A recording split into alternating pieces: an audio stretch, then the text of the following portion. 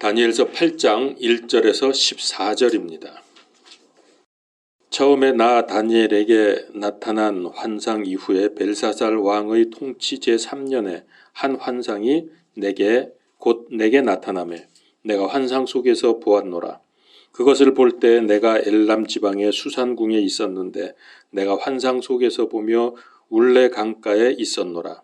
그때 내가 눈을 들어보니 보라, 강 앞에 두 뿔 가진 수량 한 마리가 서 있는데 그 두 뿔이 길더라. 그러나 한 뿔이 다른 뿔보다 길었고 그 긴 것은 나중에 났더라. 내가 보니 그 수량이 서쪽과 북쪽과 남쪽을 향하여 밀어붙이므로 어떤 짐승도 그 앞에 서지 못하였고 그의 손에서 능히 건져낼 자가 없었으므로 그가 자기 뜻대로 행하며 크게 되었더라. 내가 깊이 생각할 때에 보라, 숫 염소 한 마리가 서쪽에서 나와 온 지면에 다니며 몸을 땅에 대지 아니하더라. 그 염소의 두 눈 사이에는 두드러진 뿔이 있더라. 그가 두 뿔 달린 수량 곧 내가 강 앞에 서 있는 것을 본 그 양에게로 가되 힘차게 경노하며 그에게로 달려가더라. 내가 보니 그가 수량에게 가까이 가서 그에게 성을 내며 흥분하고 그 수량을 쳐서 그의 두 뿔을 꺾었으나 그 수량에게는 그 앞에 설 힘이 없었으므로 그가 그 수량을 땅바닥에 내던지고 짓밟았더라. 그 수량을 그의 손에서 능히 건져낼 자가 없었더라. 그러므로 그 숫 염소가 심히 크게 되더니 그가 강성할 때에 그 큰 뿔이 꺾이고 그것 대신 두드러진 뿔 넷이 하늘의 네 바람을 향하여 나서 올라오더라. 그 뿔들 중에 하나에서 또 작은 뿔 하나가 나서 남쪽과 동쪽과 또 그 기쁨의 땅을 향하여 심히 커지더니 그것이 하늘의 군대에 이르기까지 커져서 그 군대와 별들 중의 얼마를 땅에 내던지며 그것들을 짓밟더라. 참으로 그가 그 군대의 통치자에게 이르기까지 자신을 높였으며 그로 말미암아 날마다 드리는 희생물이 제거되고 그분의 성소가 있는 곳이 허물어졌더라. 또 범법으로 인하여 한 군대가 그에게 주어져서 날마다 드리는 희생물을 반대하게 하며 그것의 진리를 땅에 내던지고 꾸준히 행하며 형통하였더라. 그때 한 성도가 말하는 것을 내가 들었는데 다른 성도가 말하던 바로 그 성도에게 이르되 날마다 드리는 희생물에 관한 그 환상과 황폐하게 하는 그 범법이 어느 때까지 지속되어 성소와 군대를 내주고 발밑에 짓밟히게 하겠느냐 하더라. 그가 내게 이르되 2300일까지니 그때 성소가 정결하게 되리라 하니라. 아멘. 복잡하고 이상한 내용이죠. 어떤 사람이 중요한 일이 늦어져서 기차에서 내리자마자 택시를 집어타고 빨리 가자고 그랬더니 이제 기사가 급하게 차를 몰아갑니다. 한참을 가다가 목적지에 얼마나 남았습니까? 그랬더니 기사가 뭐라 그러냐면 그건 모르죠. 아니 나보고 급하게 빨리 가자 그래서 저는 지금 그냥 막 가고 있습니다. 어디로 가는지는 모르겠습니다. 나에게 목적지가 어딘지 말씀하지 않았잖아요. 이게 현대인들의 모습이 아닙니까? 살면서 인생 목적지가 어딘지 자기가 왜 이리 바쁘게 사는지 이유도 모른 채 그저 달려갑니다. 그러나 한 번쯤 멈추고 잠깐이라도 이런 것에 대한 생각을 해보면 얼마나 자신이 허망한 인생을 살고 있는지 알 수 있을 텐데 그것조차도 모르고 남들이 뛰니까 같이 뛰고 있습니다. 인생의 목적도 방향도 모른 채 그렇게 달리는 거죠. 이런 데서 나온 생각이 뭐냐 하면은 진화론이고 전생이고 윤회사상 이런 것들입니다. 그러나 사람들이 모르고 산다고 해서 이 세상의 인류의 목적이나 역사의 방향이 이유도 없고 방향도 없고 목적도 없이 그저 그렇게 우연히 계속되는 것은 아닙니다. 아무 목적도 없이 그냥 진행이 된다. 우연히 그냥 계속 세상은 흘러가고 있다. 이렇게 생각돼서 나온 것이 바로 진화론적인 사상이고 윤회 사상입니다. 윤회처럼 의미 없이 끝없이 반복되는 것. 그런 게 아닙니다. 자, 다니엘서는 6장까지는 역사적인 내용이죠. 우리가 쭉 그것을 보았습니다. 그리고 7장서부터는 예언에 관한 내용입니다. 여기서 분명히 우리가 알 수 있는 사실은 세상 역사는 우연의 연속이 아니다. 우연한 진화가 아니다. 그냥 끝없는 윤회가 아니다. 예언과 성취는 하나님의 계획에 따라 목적을 가지고 진행되고 있음을 우리에게 분명히 알려줍니다. 그것이 예언과 성취입니다. 그런 게 없다면은 의미가 없죠. 그야말로 계속 돌고 도는 겁니다. 8장의 환상을 볼 때에 다니엘은 여전히 전쟁 포로였고요. 80이 넘은 노인이었습니다. 그는 소년 시절에 잡혀와서 외롭고 힘든 이방 나라에서 평생을 살아야 했습니다. 그러나 그는 하나님의 영으로 충만했기 때문에 육신적인 난관을 극복하고 그저 어떻게 살아가는 정도가 아니라 사실상 바벨론의 최고의 실력자가 되었습니다. 고난과 슬픔과 또 다니엘을 죽이려고 하는 음모와 공격을 받았지만은 하나님과 동행하면서 천국의 기쁨을 누리면서 살았습니다. 바로 이것이 그가 세계의 역사를 꿰뚫을 수 있는 영적 통찰력을 가질 수 있는 이유고 하나님의 비밀을 아는 지혜를 가질 수 있었던 이유가 바로 여기에 있습니다. 그는 지금 여기 엘람 지방의 울레 강가에서 하나님이 주신 환상을 보고 있습니다. 울레강이라고 하는 건 뭐냐면 바벨론에 두 강이 있었는데 그 두 강 사이를 인공으로 연결시켰던 운하입니다. 그래서 그걸 울레강이라고 그렇게 말을 하는데 구약 시대도 그랬고 신약 초기에도 그랬고 기도를 할 때 주로 강가를 찾는 경우들이 있었습니다.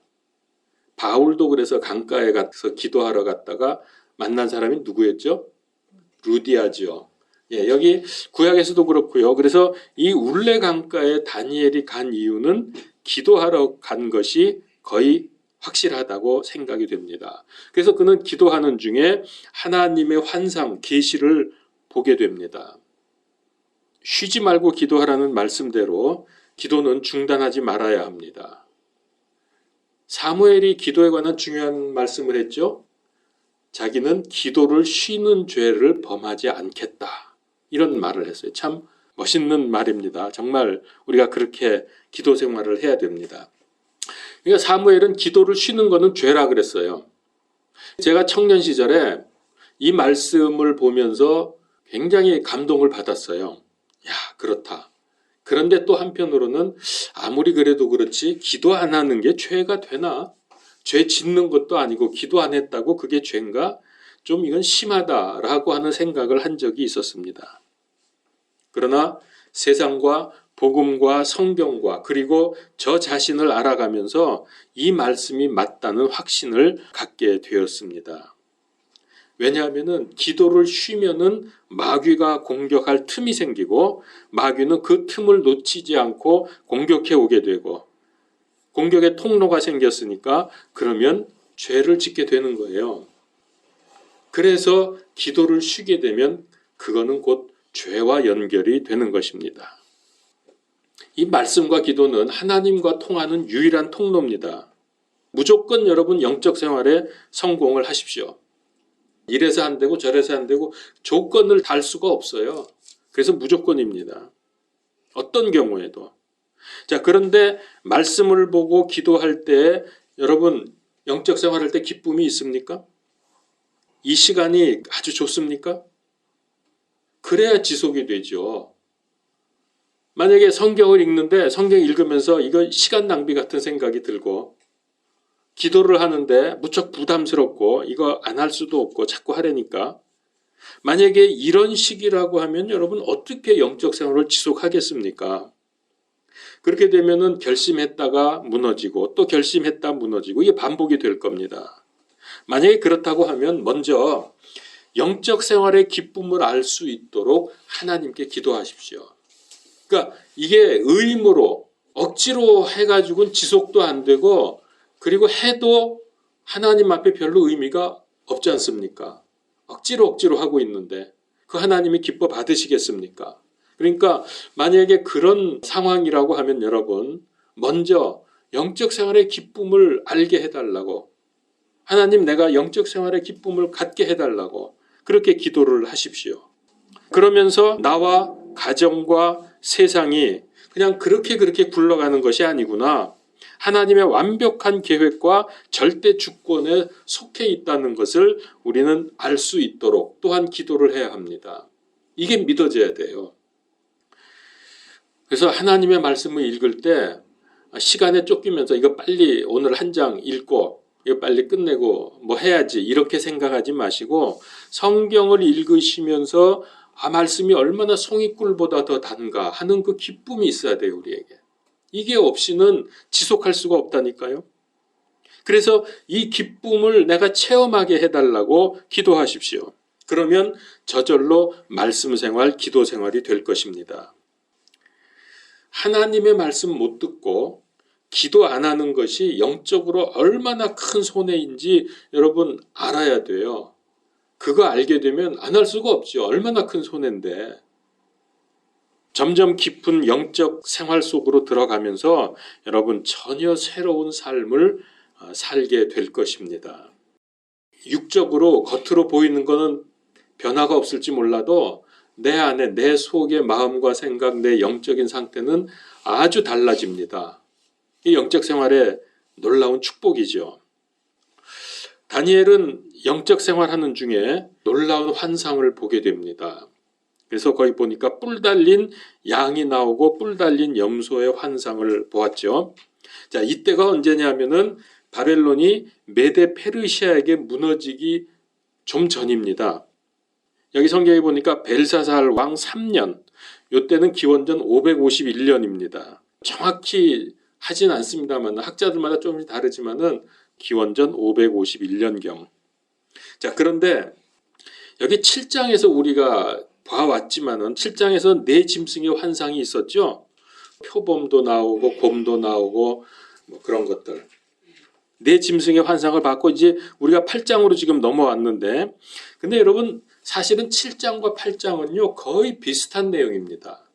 7장에 있었던 역사의 내용이 8장에 반복이 돼요. 그러니까 이 8장에서는 7장에서 이미 말씀하신 페르시아와 그리스에 대한 예언을 반복하기 때문에, 그러면 이거 왜 똑같은 거를 또 환상만 다르게 보여주시면서 왜 또 이거를 기록하게 하셨을까? 그러나 여기에는 하나님의 의도가 있다는 것을 간파해야 됩니다. 이게 오늘 우리에게 매우 중요합니다. 자, 우선 다니엘을 기록한 언어가 무엇인가를 알아볼 필요가 있습니다. 우리는 보통 구약은 히브리어, 신약은 헬라어로 기록되어 있다고 알고 있죠. 맞습니다. 그거 맞는데 구약은 처음부터까지 다 히브리어가 아니라 아주 극히 일부분, 아주 작은 부분은 아람어로 기록이 되어 있습니다. 그 아람어가 구약에서 어디 있느냐면 지금까지 보아왔던 다니엘서입니다. 다니엘서 1장 1절부터 2장 3절까지는 히브리어로 기록되어 있고요. 2장 4절부터 7장까지는 아람어로 기록이 되어 있습니다. 이 아람어는 당시 중동 지역의 보편적인 언어였습니다. 그리고 예수님 때도 아람어가 상당히 많이, 거의 대부분의 사람들이 사용했던 언어입니다. 그래서 학자들이 추측하기를 예수님도 아람어를 사용하셨을 거로 그렇게 봅니다. 자, 그런데 우리가 이제 8장에 들어왔습니다. 8장부터는 다시 아람어가 아니라 히브리어로 기록이 됩니다. 그러니까 7장과 8장이 같은 역사를 기록하긴 했지만은 7장은 아람어로 기록되어 있고 8장은 히브리어로 기록되어 있습니다. 하나님께서 왜 그랬을까요? 이거는 대상이 달랐다는 겁니다. 아람어 쓰는 사람과 히브리어 쓰는 사람들이 다르다는 거죠. 그러니까 아람어 기록인 2장 4절부터 7장까지에는 이거는 아람어는 전 세계 사람들이 그 당시에 썼기 때문에 우리가 지금까지 보아온 대로 세계 역사, 인류 역사가 진행이 되고 마지막 결말이 어떻게 되는지를 알려주는 아주 보편적인 그런 역사를 기록한 내용입니다. 그래서 이방 왕들도 하나님께 영광을 돌리고 이런 거 우리 몇 번 봤잖아요. 그게 이제 전 세계의 사람들을 상대로 기록을 했기 때문에 그렇습니다. 자, 그런데 8장부터는 이제 히브리어로 기록된 것은 이거는 유대인들, 이스라엘 사람들에게 주시기 위한 계시다라고 하는 것입니다. 그래서 히브리어로 기록되어 있습니다. 다시 말하면 7장과 같은 시대를 계시하셨지만은 그 중에 페르시아와 그리스가 이스라엘과 어떤 관계로 어떤 일이 벌어질 거냐 하는 것을 구체적으로 알려주시는 부분이 바로 8장입니다. 그러니까 이 관점이 다른 거예요. 7장은 이방인들을 포함한 온 세계 사람들에게 하나님의 절대 주권과 하나님의 살아계심을 보여주기 위한 것이고, 이제 오늘 우리가 보는 8장부터는 그런 역사 속에서 이스라엘에게 어떤 일이 벌어질 거냐 하는 것을 알려주시기 위해서 히브리어로 기록했다는 것입니다. 자, 그래서 이제부터는 세계 역사와 주인이 되시는 하나님이 아닙니다. 그런 거는 이미 이스라엘은 다 알고 있어요. 하나님 살아계시고 이 역사를 주관하시고 이 우주의 창조주시다, 주인이시다. 이건 유대인들은 이미 알고 있는 내용이기 때문에 그거를 다시 말할 필요는 없죠. 그래서 이 히브리어로 기록된 8장부터는 이제는 그런 것이 아니라 그 앞에서 계시된 역사 속에서 이스라엘이 어떤 일을 당할 것이냐, 그 세상의 역사와 이스라엘과 어떤 관계가 있느냐 하는 것을 보여주는 것입니다. 그것이 8장입니다. 우리가 앞에서 봤죠. 7장에서 뭘 봤냐면 그리스의 알렉산더가 죽은 후에 네 장군에 의해서 나라가 넷으로 갈라진다는 예언 우리가 봤고, 그것이 역사에서 성취된 것, 실제로 그렇게 된 것을 우리가 보았습니다.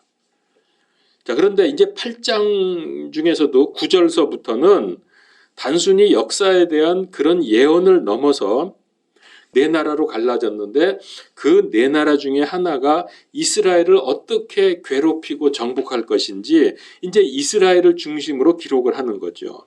그들이 하나님의 백성인 이스라엘과 하나님의 성전을 어떻게 짓밟을 것이며 하나님을 모욕하고 신성 모독할 것인지를 기록을 하고 있습니다. 그게 10절에서 13절에 집중적으로 기록이 되어 있습니다. 그리고 14절에 우리가 마지막 부분이죠. 이런 일들이 얼마 동안 있을 것이냐? 2300일 동안 지속될 것이라는 것을 자세하게 알려주셨습니다. 2300일. 자, 그러면 하나님은 왜 이들에게 이런 일들을 미리 알려주셨을까요? 너희 유대인들 앞으로 이런 일이 있을 거야 하면서 무시무시한 고통당할 것에 대해서 자세히 알려주셨습니다. 왜 그랬을까요? 겁먹으라고? 너네 이제 죽었어. 그러고 겁먹으라고 알려주셨습니까? 아닙니다. 너희들이 왜 지금까지 포로로 잡혀왔는지, 그리고 페르시아가 들었으면서 이제 포로에서 돌아왔는데 그것도 다 돌아온 게 아니라 일부만 돌아왔죠. 그 포로 귀환이라 그러죠. 일부만 돌아오는데 너희는 이제부터는 정신 차리고 살아라. 포로로 잡혀간 이유는 너희가 우상 숭배하고 나를 떠났기 때문이 아니냐. 그러니까 이제는 돌아와서 포로에서 귀환이 되면 오직 하나님만 믿고 하나님만 의지하고 하나님께 제사를 드려야지, 너희 불신앙하고 우상 숭배하고 형식적인 제사나 드리고 이렇게 못되게 굴면 이런 무서운 일이 벌어질 거야. 경고의 말씀입니다. 그리고 이 일은 이스라엘에게 뿐만 아니라 마지막 때 적그리스도에 의해서 오늘 우리에게 일어날 예언적인 계시이기도 합니다. 그래서 이거를 뭐라 그러죠? 이런 거를 이중 예언이라 그렇게 말합니다. 이중 예언 들어보셨죠? 자, 그래서 단지 이스라엘에 대한 예언적인 계시만이 아니라는 말입니다. 오늘 우리도 정신 차리고 하나님만 믿고 딴짓하지 말아야 한다는 하나님의 경고의 음성으로 이 부분을 들어야 합니다. 오늘 이 말씀. 자, 제가 이제 이 정도로 설명을 드렸으니까 8장이 그런 거구나 하는 것은 이제 아셨을 텐데, 이제 3절부터는 여러분 사실 아까도 말씀드렸지만은 여러분 다 아는 내용이에요. 7장에서 다 얘기했던 거예요. 그래서 대체로 아는 내용이기 때문에 제가 그냥 읽어가면서 간단하게 설명하면서 쭉쭉 지나가겠습니다. 자, 3절을 보죠. 그때 내가 눈을 들어 보니 보라 강 앞에 두 뿔을 가진 숫양 한 마리가 섰다. 이 숫양이 뭐죠? 이것이 메데 페르시아입니다. 자, 20절을 넘어가서 보세요. 20절에 보니까 내가 본 두 뿔 달린 숫양은 메데와 페르시아의 왕들이요. 그랬죠? 뭐 성경이 이렇게 말했는데 다른 해석은 있을 수가 없습니다. 하나님이 분명히 천사들을 통해서 가르쳐 주셨어요. 두 뿔이 있는데 두 뿔이 길었어요. 그러나 한 뿔이 다른 뿔보다 길었고 그것은 나중에 났더라. 그러니까 두 뿔 중에서 나중에 난 뿔이 더 길어졌어요. 이건 뭐냐면 메데와 페르시아. 여러분 이거 기억하십니까? 이 두 나라는 어떤 관계에 있죠? 장인과 사위 관계죠. 메데 왕이 장인이고 페르시아 왕이 사위입니다. 그 페르시아 왕이 누구냐면 고레스라는 왕인데 메데 나라의 공주와 결혼을 했거든요. 그래서 두 나라가 힘을 합하게 됐는데 그래서 메데가 먼저 있었고요. 그래서 메데가 먼저 뿔이 난 겁니다. 그런데 나중에 나온 뿔이 더 길어졌죠. 페르시아가 메데를 병합시켜 버렸어요. 그래서 자기 나라로 하나로 만들어 버렸어요. 그 얘기입니다. 그 다음에 4절에 가면은 내가 보니 그 수량이 서쪽과 북쪽과 남쪽을 향하여 밀어붙임으로 그래서 이 페르시아가 서쪽, 북쪽, 남쪽으로 막 땅을 확장시키는 거예요. 페르시아가 그랬잖아요. 제가 좀 자세히 설명을 드리면은 서쪽은 여기서 이제 서쪽으로 밀어붙인 게 바로 바벨론이 페르시아한테 무너졌죠. 바벨론, 시리아, 소아시아가 있었고요. 북쪽으로는 아르메니아, 카스피아가 있었고 남쪽으로는 유대지요. 가나안과 이집트와 에디오피아 이렇게 막 퍼져 나갔습니다. 굉장히 잘 나갔죠. 그리고 여기 이런 게 전부 뿔로 표현된 이유는 뿔이라고 하는 것은 권력과 통치의 상징입니다. 세상적인 힘을 말하는 거죠. 자, 그렇게 해서 막 퍼져 나갑니다. 5절에 내가 깊이 생각할 때에 보라 수렴소 한 마리가 서쪽에서 나와 온 지면에 다니며 몸을 땅에 대지 아니했다. 이 염소는 뭡니까? 여기서 염소는 그리스 왕. 그리스 왕은 또 누구죠? 알렉산더죠. 근데 알렉산더가 막 또 세계를 다시 재패를 하는데 몸을 땅에 대지 않았다 그랬어요. 이건 뭐냐면은 무지무지하게 빠른 속도로 점령을 해 나가는 모습입니다. 7장에서는 알렉산더 그리스가 날개 달린 표범으로 나오고 거기 보면 두 눈 사이에 두드러진 뿔이 나왔다 그랬습니다. 자, 21절로 넘어가 보세요. 거친 숫 염소는 그리스 왕이며 두 눈 사이에 큰 뿔은 첫째 왕이니라. 자, 여기서 그리스 왕이라 그랬죠. 그러니까 뭐 이것도 해석을 다 해주셨으니까 이 숫 염소는 그리스입니다. 왕과 나라는 이렇게 동일시 됩니다. 구약에서 보면은 자주 그래요. 그리고 두 눈 사이에 큰 뿔은 첫째 왕이다. 첫째 왕이 누굽니까? 그리스의 첫째 왕이 알렉산더. 이미 다 해석이 됐습니다. 역사상 알렉산더처럼 단기간에 그 넓은 영토를 차지한 나라는 없습니다. 그래서 여기 몸을 땅에 대지 아니하고 막 고속도로 달리듯이 달려가면서 세상을 점령했죠. 그러니까 아까 페르시아의 고레스가 세상을 장악할 때 양으로 나왔는데 그 양을 무찌르고 염소가 나와서 또다시 세상을 제패하죠. 이것이 그리스입니다. 7절은 페르시아가 정복당하는 염소에게 양이 정복당하는 얘기가 6절, 7절 나오고요. 8절에 가면은 근데 이상하죠. 8절에 가니까 그러므로 그 숫염소가 심히 크게 되더니 그가 강성할 때 그 큰 뿔이 꺾이고 이 큰 뿔이 뭐였죠? 누구였죠? 알렉산더. 근데 뿔이 꺾여버렸어요. 알렉산더가 요절하죠. 젊은 나이에 죽어버리죠. 그래서 꺾였습니다. 그것 대신에 두드러진 뿔 넷이 하늘의 네 바람을 향하여 나서 올라오다. 이 네 뿔은 뭡니까? 알렉산더가 죽은 후에 나라가 넷으로 갈라졌다 그랬죠.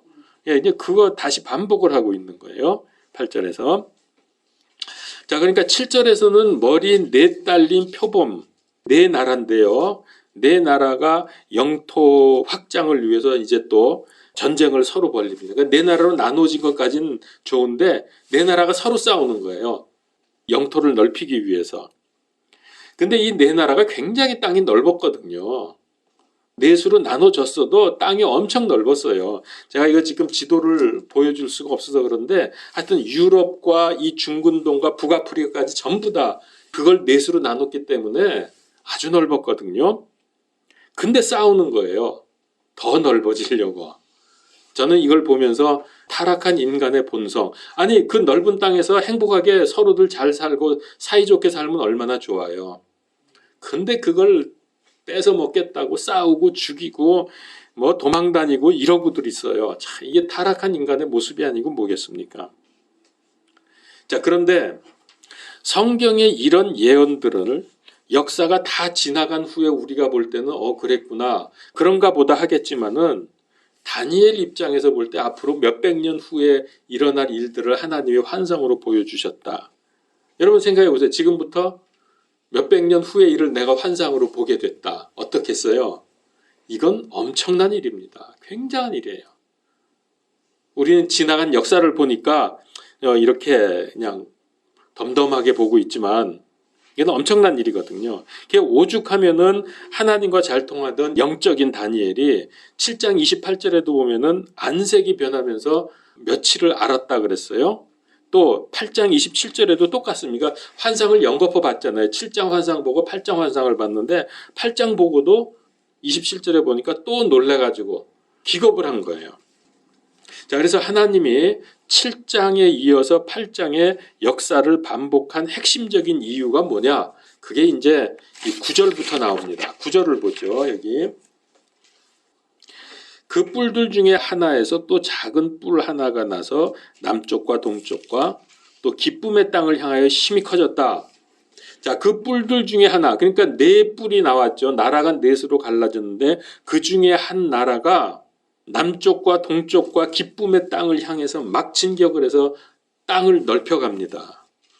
이 나라가 이름이 뭐냐면 시리아입니다. 시리아가 근데 거기서 작은 뿔이 나왔어요. 작은 뿔. 이 작은 뿔이 역사적으로 누구냐면은 안티오쿠스 4세. 시리아가 안티오쿠스 왕조거든요. 왕조의 이름이 그 안티오쿠스 4세인데 이 사람은 스스로 자기를 가리켜서 뭐라고 불렀냐면은 안티오쿠스 에피파네스. 에피파네스라는 말은 신의 현현, 하나님이 나타났다 그런 뜻이에요. 그러니까 자기가 하나님이란 뜻이지. 이거 미친놈이죠. 그게 여기서 뿔이 하나가 나왔다 그렇게 됐어요. 그 뿔들 중에 하나에서 또 작은 뿔이 나왔죠. 요거 안티오쿠스 에피파네스 말하는 겁니다. 그가 남쪽으로는 이집트, 동쪽으로는 페르시아를 향해서 진격을 합니다. 자, 그런데 문제는 또 한 군데가 나오죠. 어디냐면은 기쁨의 땅. 여기가 어딜까요? 기쁨의 땅? 그렇죠. 가나안입니다. 이스라엘을 말하는 거예요. 이스라엘. 하나님은 이스라엘을 기뻐하시거든. 자기가 택한 백성이니까. 그 기쁨의 땅을 향해서 진격을 하는 거예요. 그래서 그걸 점령을 해버리죠. 왜 여기 갑자기 기쁨의 땅이 이렇게 나오냐면 여기가 길목입니다. 아시겠지만은 이 강대국들에게는 여기가 길목이기 때문에 늘 당할 수밖에 없어요. 자, 북쪽에서 남쪽으로 해서 이집트로 갈래도 여기를 이 기쁨의 땅 가나안을 통과해야 되고 또 이집트에서 북쪽으로 가서 싸울래도 통과를 해야 되고 여기가 길목이라니까요. 그래서 하나님의 백성인 이스라엘이 하나님만 의지하고 순종하면 하나님이 지켜주시니까 아무 문제가 없습니다. 그러나 불순종하고 우상 숭배하면은 주변의 강대국들이 서로 싸우면서 출전하는 통로였기 때문에 거기는 뭐 그냥 다른 나라들 싸울 때 그냥 전쟁터가 돼버리고 마는 거예요. 그게 가나안 땅입니다. 그러니까 어떻게 보면 굉장히 살기 어려운 아주 나쁜 곳입니다. 위치적으로 볼 때. 가만히 있다 괜히 당하는 거거든요. 여기는. 근데 또 그러다 보니까 이 강대국들이 이 가나안 땅 여기를 눈독을 들여요. 왜냐하면 거기를 확보를 해야 진출을 하기가 쉽거든. 거기를 딱 잡고 있어야 적이 들어오는 것을 효과적으로 막을 수 있고 또 적을 공격할 때 거기를 통과해서 지나갈 수 있기 때문에 가나안 땅은 항상 강대국들의 먹잇감입니다. 그러니 굉장히 살기가 힘든 곳이죠. 마치 우리나라하고 좀 비슷하지 않습니까? 중국이나 저 북방에서 태평양 이쪽으로 일본과 태평양 쪽으로 진출하려면 우리나라 통과하고 또 일본이 대륙으로 들어가려면 또 우리나라 통과해요. 그래서 우리나라가 전쟁이 많았잖아요. 병자호란, 임진왜란 해가지고 뭐 청일전쟁, 중일전쟁 뭐 이런 거 계속 우리나라에서 통과하면서 얼마나 시달렸습니까? 우리나라가. 마찬가지거든요. 자, 그래서 이 강대국들이 눈독을 들이면서 이 가나안을 차지해야 밖으로 뻗어나갈 수 있고 효과적으로 적을 막아낼 수 있는 교통의 요지였기 때문에 그야말로 고래 싸움에 새우등 터진 적이 한두 번이 아닙니다. 자, 하나님께서는 이런 곳에다가 자기 백성을 두셨어요. 왜 그랬을까요? 좀 자기 백성 같으면 편하게 행복하게 살게 해놔야지 왜 이런 이상한 데다 갖다 놨을까? 이스라엘 백성을. 100점입니다. 믿음 생활 잘하라는 거예요. 믿음 생활만 잘하면 하나님이 지켜주시니까 문제가 없어. 근데 딴짓하면 어떻게 돼요? 강대국들이 막 공격해 오는 거야. 그러니까 이 다른 이방 강대국들이 하나의 징계의 막대기가 되는 거야. 이스라엘. 너 임마 왜 자꾸 나 떠나? 왜 자꾸 딴짓해? 그러면서 막대기로 패는 게 그게 강대국들의 공격이에요. 자, 하나님께서 이런 곳에다가 자기 백성을 두셨는데요. 자, 오늘날 그리스도인들도 마찬가지입니다. 잘 믿고 순종하면 괜찮지만은 제대로 안 하고 주일도 안 지키고 믿음 생활 제대로 안 하면 마귀 세력의 등살에 견디기 힘들어져요. 그게 우리 그리스도인들이 고난을 받는 이유입니다. 여러분, 그리스도인들은 잘못한 게 없어도 미움받고 손해보고 피해를 입는 경우가 많지 않습니까? 왜 그래요? 그리스도인들이 잘못해서 그래요? 아니에요. 그게 아니라 믿음 생활을 잘못하니까. 뭐 남한테 죄 짓거나 남 괴롭힌 거는 없는데 내가 믿음 생활을 잘못하게 되면은 마귀가 공격을 한다니까요. 하나님이 그걸 허용하시는 거예요. 나에게 이런 문제가 오게 되면은 하나님이 없어서도 아니고 나를 사랑하지 않아서가 아니라 나보고 믿음 생활 잘하라는 하나님의 경고이면서 징벌입니다. 그러면서 사랑의 막대기입니다. 그러니까 이럴 때는 하나님 왜 나한테 이러세요? 그러지 마시고 은혜의 부르심인 줄 알고 빨리 믿음을 점검하고 바로 서야 됩니다. 이게 고난의 의미입니다. 자, 10절에 가면은 그것이 하늘의 군대에 이르기까지 커져서 이 안티오쿠스의 군대가 하늘에 이르기까지 커졌어요. 그 군대와 별들 중에 얼마를 땅에 내던지며 그것들을 짓밟더라. 이건 무슨 뜻일까요? 물론 이제 그런 의미가 있죠. 나중에. 첫 번째 예언의 적용은 안티오쿠스의 군대의 배후에는 뭐가 있다? 마귀가 있다는 것을 가르쳐 주는 거예요. 그래서 이거는 지금 영적 전쟁이에요. 영적 전쟁. 그래서 영적 전쟁은 누구와 누가 싸우는 거예요? 본질적으로? 마귀와 하나님과의 전쟁이죠. 그게 영적 전쟁인데 그게 사람들 이 세상에서 나타나잖아요. 우리의 싸움으로. 근데 그러나 실제로 배후에는 영적인 존재들이 있다는 거죠. 바로 여기서 그것을 보여주는 겁니다. 그래서 이 싸움, 특별히 이 기쁨의 땅에서 일어나는 이 악한 일들은 이건 영적으로 봐야 된다라고 하는 그런 것을 우리에게 알려주는 겁니다. 그래서 이스라엘을 치면서 백성들과 군인들을 죽이고 성전을 파괴를 합니다. 이 안티오쿠스 군대가 들어와 가지고서 가나안에 들어와서. 근데 이 군대가 들어온 날이 언제인지 아세요? 들어온 날이 안식일입니다. 안식일 날 들어왔어요. 그러니까 저항하지 못하고 그냥 죽은 거예요. 왜? 안식일에는 일하면 안 되고 싸우면 안 되기 때문에 그거를 알고 안식일 날을 기해서 안티오쿠스 군대가 쳐들어온 겁니다. 이게 마귀의 하는 짓입니다. 그래서 꼼짝 못하고 당한 거죠. 여기 하늘의 군대들과 별들, 이거는 안티오쿠스 군대의 배경에 마귀 세력이 있기 때문에 이제 이런 표현을 한 건데 실제로 하늘의 군대인 천사로 보시면 됩니다. 싸우는데 어느 정도냐? 이 하늘의 군대가 마귀 군대에게 어려움을 당하고 있어요. 여기 보니까 그것들을 짓밟았다 그랬죠. 일부를 내던져버리고 짓밟았다 그랬죠. 그만큼 이 마귀 세력이 강력하게 지금 들어오고 있는 겁니다. 근데 얼마나 이 세력이 컸는지 11절을 보세요. 참으로 그가 그 군대 통치자에게 이르기까지. 그러면 하늘 군대 통치자는 누굴까요? 하늘 군대의 대장 예수님이죠. 예수님이 우리의 대장 아닙니까? 그 군대의 통치자, 즉 예수님에게 이르기까지 자신을 높였어. 그러면 이 안티오쿠스가 어디까지 자기를 높였다고요? 하나님의 위치까지. 아까 뭐라 그랬어요? 안티오쿠스가 자기를 스스로 에피파네스라 그런다 그랬죠. 이게 무슨 뜻이라고요? 하나님이 나타나셨다 그런 뜻입니다. 에피파네스. 하나님으로 지금 자기를 높이고 있는 거죠. 여러분 이거 보면은 뭐 생각나는 거 없습니까? 루시퍼가 하나님께 도전하는 내용, 그 이사야서 14장에 나오죠. 지금 이게 그런 거예요. 이 안티오쿠스가 그리스도, 예수님, 즉 하나님에게까지 도전을 하고 있는 거다. 왜 그럴까요? 그 배후에 마귀가 있기 때문에 그 자리를 빼앗고 싶은 거예요. 자, 그리고 이제 11절부터 13절까지 이 안티오쿠스의 군대가 쳐들어와서 저지른 만행을 구체적으로 기록을 합니다.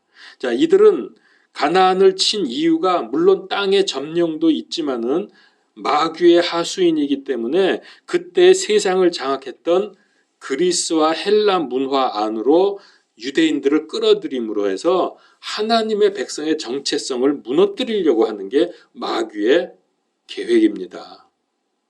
이해가 되셨습니까? 그러니까 유대인들을 공격한 이유는 땅을 넓히는 이유도 있지만 그것보다 더 중요한 거는 유대인들을 어떻게 해요? 세상 문화로 끌어들여, 즉 그 당시에 그리스 헬라 문화로 끌어들여서 선민을 없애버리려고 하는 거죠. 완전히 무너뜨리려고 하는 거지. 그게 마귀가 하는 짓 아닙니까? 이들의 핵심 목적은 성전 파괴하는 것이고, 그래서 성전에 제우스 신상을 세워놓고 유대인들에게 가장 불길한 돼지떼들을 성전으로 끌고 들어와서 죽입니다. 그리고 피를 뿌렸고 유대인들로 하여금 돼지고기를 먹였어요. 강제로 먹였습니다. 하나님의 백성으로서의 표식인 할례를 금지시켰고 성경을 전부 압수해버렸습니다. 이렇게 하면서 세상 문화에 빠지도록 그렇게 하는 거죠. 여러분, 그래서 우리가 기독교인들이요, 이 세상에서 살고 있지만은 세상에 빠지면 안 돼요. 세상 유행에 끌려 들어가고 세상 사고 방식으로 살아가게 되면 그건 망하는 겁니다. 그건 마귀가 원하는 거거든. 자, 12절에는 하나님과 지속적인 교제, 헌신을 못하게 하는 것입니다. 12절을 보죠. 또 범법으로 인하여 한 군대가 그에게 주어져서 날마다 드리는 희생물을 반대하게 하며, 이거 유대인들의 제사 아닙니까? 그걸 못하게 하고 그것이 진리를 땅에 내던지고 꾸준히 행하며 형통하였더라. 누가 형통한 거예요? 안티오쿠스가 형통하는 겁니다. 그러니까 이때는 정말 악이 온 세상을 지배하는 때가 되겠지요. 그 당시의 역사가 자세히 기록된 게 마카비 일서라는 책이 있습니다. 외경인데 마카비 일서에 있는 내용을 보게 되면은 안티오쿠스가 칙령을 내렸는데 유대인들의 습관을 폐지하고 이방인의 관습을 따라야 되고 성전 제사, 할례, 안식일, 절기, 율법 이거 전부 폐지해버리고 이교의 신상을 세우고, 그게 제우스의 신상입니다. 그리고 돼지를 제물로 바쳐야 되고 이 명령을 지키지 않는 자는 사형. 이게 안티오쿠스의 명령입니다. 이거 완전히 마귀 아닙니까? 안티오쿠스는 마귀의 하수인이에요. 그래서 그는 역사적으로 가장 악랄한 인간입니다. 그래서 이제 앞으로 곧 등장할 적그리스도의 예표라고 보는 거죠. 이때 제우스 신상에 절하지 않은 약 10만 명의 유대인들이 십자가에서 죽었습니다. 그래서 사람들이 이게 얼마나 이게 나쁜 짓을 했는지 자기는 스스로 에피파네스라고 말을 했지만 하나님이 나타났다고, 유대인들은 그를 뭐라고 불렀냐면 에피마네스, 발음을 살짝 좀 바꿨죠. 스펠을 에피마네스라 그랬어요. 이건 뭐냐면은 미치광이란 뜻입니다. 저놈은 미치광이다. 그렇게 불렀죠. 근데 12절에 보니까 그렇게 함에도 불구하고 꾸준히 행하며 형통하였다. 이 에피파네스가, 아니 에피파네스 그러면 안 되겠죠. 안티오쿠스가 이게 형통을 하는 거예요. 그렇게 나쁜 짓을 하는데도. 그러면 도대체 왜 그랬을까? 왜 하나님께서 이런 일을 허락하셨을까? 역사의 주인이시면서. 그게 12절에 나옵니다. 12절 맨 앞에 보니까 범법으로 인하여 이스라엘 백성들이 범법, 하나님의 법을 그러니까 죄를 많이 짓는 거죠. 그래서 하나님께서 안티오쿠스를 들어서 이들을 내리치는 겁니다. 그러니까 왜 이스라엘이 이렇게 혹독한 고난을 받아야 합니까? 그 영적인 의미가 무엇입니까? 말씀드린 대로 형식적인 제사나 드리고 불신앙하고 우상 숭배할 때 일어나는 일이라고 이거 경고를 했는데 실제로 그렇게 했습니다. 그걸 여기서 범법이라고 그렇게 말씀을 하셨습니다. 그래서 그 범법으로 인해서 하나님의 법을 무시하고 지은 죄가 원인이라고, 그래서 이런 일들을 지금 당하게 되는 겁니다. 안티오쿠스가 공격하기 전에 이스라엘의 죄가 컸다는 거죠. 무슨 죄를 졌냐면 역사적으로 그 기록을 보면은 제사를 드릴 때 여러분 제물은 흠이 없어야죠, 제물이. 그래서 그거를 검사하는 게 제사장의 임무 중에 하나거든요. 양을 가져왔는데 양이 다리가 부러졌나 아니면 어디 상처가 있나 애꾸눈인가 어디 문제가 있나 그걸 샅샅이 조사해서 통과시키든지 불합격시키든지 그게 제사장의 임무였습니다. 그런데 유대인들이 무슨 짓을 했냐면은 상처 있고 불구된 짐승들을 하나님께 제사로 드리는 거예요. 왜 그랬을까요? 온전한 짐승 드리기가 아까워서. 어차피 죽여야 되니까. 이게 신성 모독이고 하나님의 모독입니다. 그게 불신앙에서 나온 거죠. 그래서 하나님께서 이렇게 징벌을 지금 내리시는 겁니다. 돌아오라고. 신앙은 헬라 문화의 영향을 받게 됩니다. 이렇게 되면서 그러니까 결국은 죄의 통로가 생기니까 마구 이제 또 들어오는 거예요. 마구 들어와요. 그래서 이 사람들의 신앙이 인본주의가 되고 세속화되고 형식화가 되었습니다.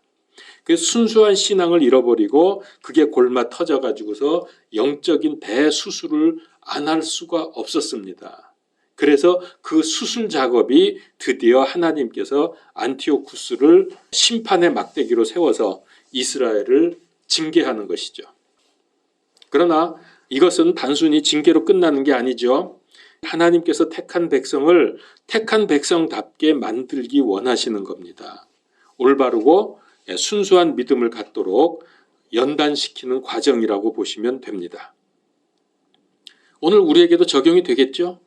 우리도 하나님께서 복 주시려고 사랑의 매를 드실 때에 겸손과 감사함으로 받아야 합니다. 그리고 회개하고 빨리 회복을 하면 됩니다. 그래서 그런 고난, 우리에게 다가오는 고난과 문제와 시험거리는 하나님의 사람으로 세워지는 과정이기 때문에 그렇습니다. 그래서 이거는 개인적인 면에서뿐만 아니라 교회적이고 국가적으로도 지금 영적 전쟁을 하고 있습니다. 여러분 점점 교회나 예배도 지금 통제를 받고 있습니다. 성경도 이제 갖기 어려운 시대가 닥칠 것입니다. 찬송가도 부르지 못하고 성가대도 제재를 당할 것이고 그러면서 자신도 모르게 신앙이 약해지다가 세속화되고 형식화되기 쉽습니다. 그래서 성경의 이런 말씀들을 보면서 과거의 사건으로만 보면 안 됩니다. 우리도 분별하고 대비해야만 합니다. 그래서 말씀도 외우고 찬송가 가사도 외우고 기도도 막히지 말아야 됩니다. 우리 북한에서 그런 거 우리 이미 이렇다는 거 알고 있잖아요. 이제 마지막 때 성경의 예언에 의하면은 이런 일이 벌어진다고요. 저는 그 지금 전초지가 미국이라고 생각을 합니다. 미국 그러면 굉장히 아주 신사적인 나라고 세계의 평화를 위해서 전 세계에 다니면서 전쟁을 치러주고 있잖아요. 뭐 아프가니스탄이니 중동이니 이거 미국이 거기 가서 싸워줄 이유가 뭐 있어요. 그러나 자유와 평화를 위해서 싸워주는 나라였거든요. 뭐 이걸 가지고 뭐 무슨 다국적 기업의 횡포라는 둥 이딴 소리 하는데 그런 건 다 만들어낸 얘기고요. 그런 거에서 미국이 얻는 이익은 거의 없습니다. 전부 그 돈 엄청나게 들이고 사람 미군들 희생해 가면서 지금 그렇게 세계를 지켜주고 있는 게 미국인데 여러분 지금 미국이 얼마나 지금 어려운 가운데 지금 불안한 가운데 있습니까? 저는 이걸 보면서 이거 지금 영적 전쟁이다. 저는 그렇게 보고 있습니다. 만약에 미국이 무너지면 우리나라도 쉽게 당할 것이고 전 세계에 어려움이 올 것입니다. 이제 그렇게 되면 복음전도 막히죠. 동성애 막 유행하게 되겠죠. 뭐 그런 이상한 우리가 알고 있는 그런 법들, 뭐 평등법이니 어쩌니 이런 것 가지고서 지금 하는데 그거 지금 기독교인들이 막느라고 얼마나 애를 쓰고 있습니까? 그러면서 동성애 뭐 유행하고 이렇게 되면은 가정 다 파괴되지요. 이제 여러분 이런 일이 일어날 게 오래 걸리지 않습니다. 그래서 제가 늘 마지막 때임을 강조하고 있죠. 여러분 미국을 위해서 기도할 때에 기독교 복음주의가 승리하도록 기도하셔야 됩니다. 개인적이고 육신적인 기도도 하지만은 그것보다 먼저 나라와 세계와 복음을 위해서 영적 전쟁을 위해서 맹렬하게 기도할 때입니다. 그런데 14절에 보니까 여기 뭐라 그랬습니까? 그가 내게 이르되 2300일까지니 그때의 성소가 정결하게 되리라. 자, 이런 무시무시한 일들이 2300일이 계속된다고 성경은 딱 못을 받고 있습니다. 그런데 이 예언이 어떻게 적중했는지 역사에서 살펴보면 놀랍습니다. 여러분 성경에서 한 달은 30일이고 1년은 360일인 거 아시죠? 그래서 2300일이면 계산을 해보면 압니다. 2300일은 6년 4개월 20일입니다. 나누어 보면은 6년 4개월 20일. 자, 기원전 170년 8월 5일 안티오쿠스가 이집트를 공격하면서 그 통과 지역인 가나안에 들어왔습니다. 그래서 유대인들을 핍박하고 살해했습니다. 특별히 기원전 167년에 하나님의 성전을 더럽혔습니다. 아까 말씀드렸죠. 뭐 돼지떼 몰고 들어가고 제우스 신상 세우고 이게 167년입니다. 그리고 164년에 안티오코스가 죽습니다. 그해 12월 25일 종교적으로 유대가 해방이 되어서 예루살렘 성전을 깨끗하게 청소하고 회복이 됩니다. 그래서 이 날수를 계산을 해보면 정확히 2300일입니다.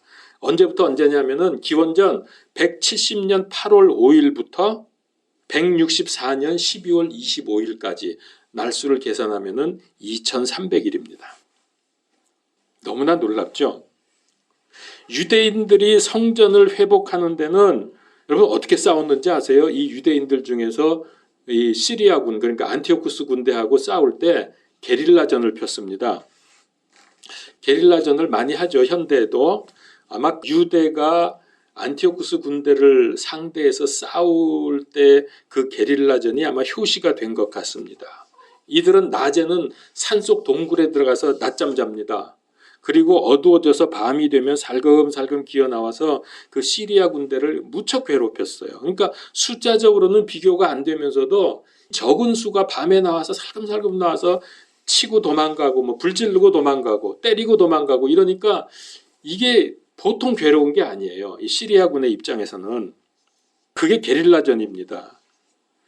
그래서 유대가 게릴라전을 폈는데 그 중심에 망치라고 하는 뜻의 마카비 혹은 마카베오 그렇게 말하는데 여러분 아마 이 말은 들어봤을 거예요. 마카비, 마카베오 이런 말은.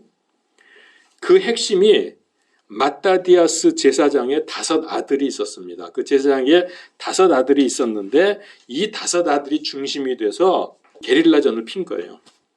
그래가지고서 시리아군을 무척 괴롭혔습니다. 그러다가 안티오쿠스가 죽고 나서 드디어 전쟁이 이제 성공을 하게 되는 거죠. 그러면서 이제 12월 25일 날 예루살렘과 성전에 들어와서 성전을 깨끗이 청소하고 정화를 하게 됩니다. 그래서 이것을 기념하는 절기가 있는데요. 히브리어로는 하누카라는 말을 씁니다. 하누카 아마 들어보기도 했을 거예요. 하누카. 이게 우리말로는 봉헌절, 개역성경에는 수전절 이렇게 나옵니다. 수전제란 말은 성전을 깨끗이 했다, 청소했다 그런 뜻이에요. 거기 막 우상들 올라와 있고 돼지 피로 뿌리고 막 이렇게 더럽혀 놨기 때문에 그래서 이 축제를 한 주간 동안 하게 되는데 이때 등불을 켭니다. 그건 무슨 뜻이냐면 하나님의 빛이 어둠과 흑암을 쫓아냈다라는 의미로 등불을 밝히면서 이 절기를 지켰습니다. 어떤 사람이 유대인에게 물었습니다.